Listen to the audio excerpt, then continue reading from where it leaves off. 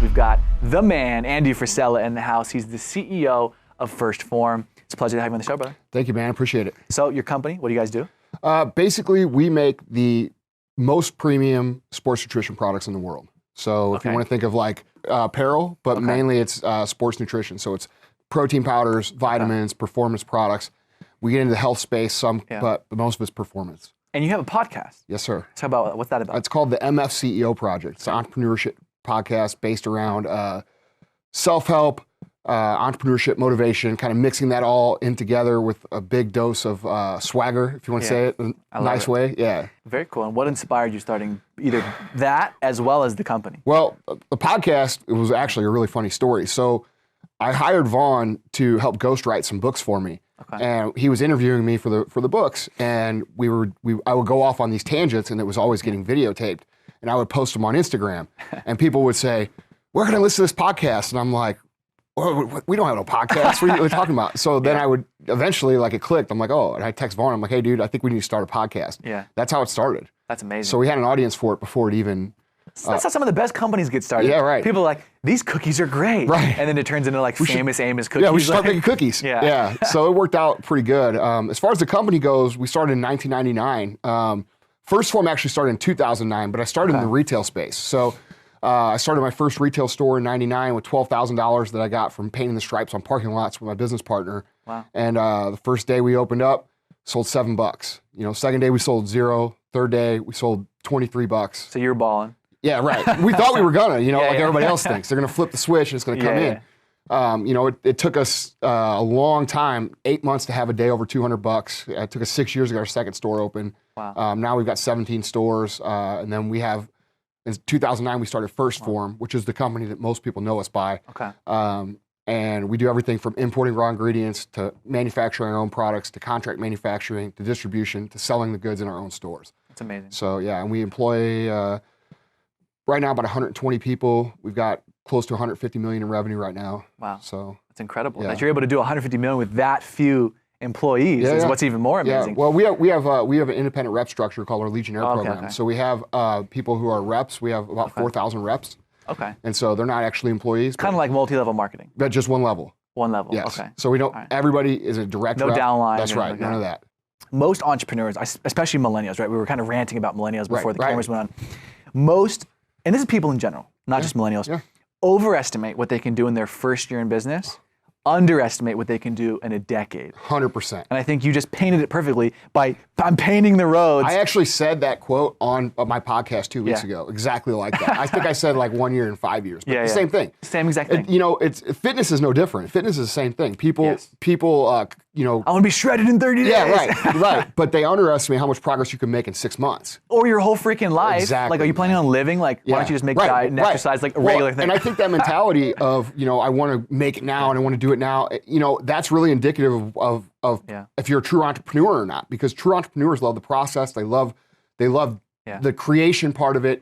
They love building things. And it's not just about the money. It's about what you're creating and what you're solving and what you're serving. And those...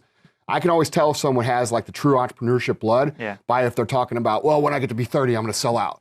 Like, bro, that's not what this is about. What are you going to do? It's forever. Right.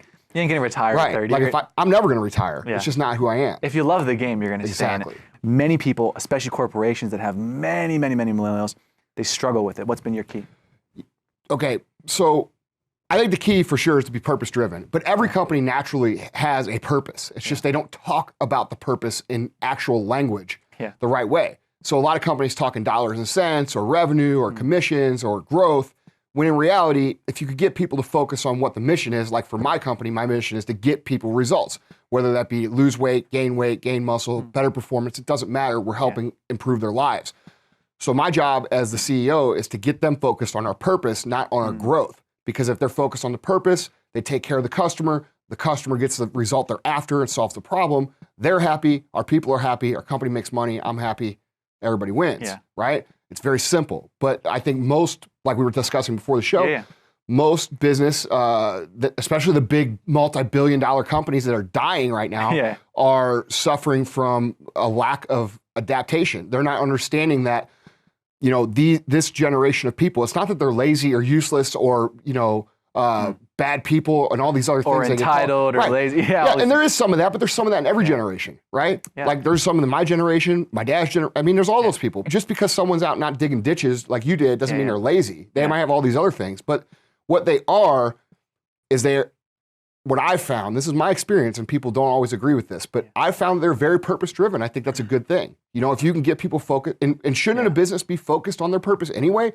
Your business doesn't exist to make money, it exists to solve a problem. Yeah, don't just make a dollar, make a difference. Exactly. Millennials actually want to make a difference. Exactly. That means you're supposed to speak to them in the language that causes them to feel like they're making an impact so that you can have a company that's viable. You know, it's not that hard, it's language. It's what you're communicating. If you went to the same group of people and said, hey, you need to up your sales by 17% and you should get commission to do this and you can go spend the money. They're not into that. You know, I might be into that. My dad might have been into that, but they're not into that. They're into making a difference. And you know what? That's a good thing if you know how to manage it. Fantastic advice. And we'll be right back with Andy Frisella to talk more about what makes his company so successful. I'm Mark Lack. This is Business Rockstars, and we connect a community of entrepreneurs. If you'd like to be a part of it, you can go to Facebook, Twitter, or online at businessrockstars.com. This is Business Rockstars. I'm Mark Lack, and we're here to inspire, inform, and connect a community of entrepreneurs. We've got Andy Frisella here. He's the CEO of Phorm. Recap first what your companies do. We do everything related to sports nutrition products, performance, physique enhancement. We import raw ingredients, co-manufacture products, contract manufacture products, sell the products in our own stores. We basically are completely vertically integrated in that space. Well, I'm going to ask the same question to you I've asked to so many people on here, and that is, in a space where you don't really have something, and you can correct me, something proprietary, something where it's like, yeah, other people could do it, other people are doing it, other people are offering something similar. My question is, at the level of success you've achieved, you could not have done it without many things. The one I'm asking you about is establishing yourself as a preeminent brand, establishing yourself as, when I hear it, I go, that's the one I'm buying. Right. I know all the other options out there. I'm choosing you. Why do they choose you? Why are you preeminent? Culture, man. It comes down to culture.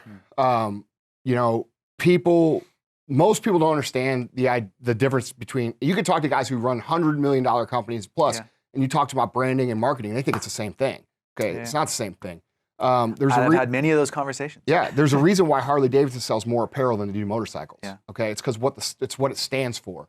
And we've put a lot of effort, a lot of time into building a culture and a community that is genuine, that is very, very clear on what it stands for, and people resonate with that. And because people resonate with that, they not only use the products in a loyal fashion, they bring their families and their friends and the people that they love into our community, and we built a real living, breathing thing. So I could get into all the competitive advantage our products have, and we do make the best products. But that's the boring stuff, okay? Like I'm gonna get into, all kinds of processing techniques, and we do stand by those, and we show those that we are better than other companies, but that's not really what builds us. You know, I'm not gonna sit there and talk to some dude in the elevator for 20 minutes about our protein processing techniques. I'm gonna say, hey, come to one of our events and see what it's all about. You see what I'm saying? And people are gonna connect. You know, it's an uplifting, very inclusive, very cool culture. And it's very loyal. You nailed it on the head there, because the #1 brand with the most loyal customers, Harley Davidson. You already said it. Yeah, well, when you have a company who's going to go out, if you have people who are going to go get tattoos of your logo on their skin, which we have many, okay, you're doing something right. And that all comes from culture. And the cool thing about culture, even though it's very time intensive and very labor intensive to build, is that it's impenetrable from your competition. It's a total insulation. You put yourself on an island. That's what makes you preeminent. Yeah, exactly. That's why I was asking. So you could target us on Facebook. You can try to sell under us. You can do whatever you want, but it's not going to matter. It doesn't matter. Right. But most companies can't understand. They don't know how to build a culture.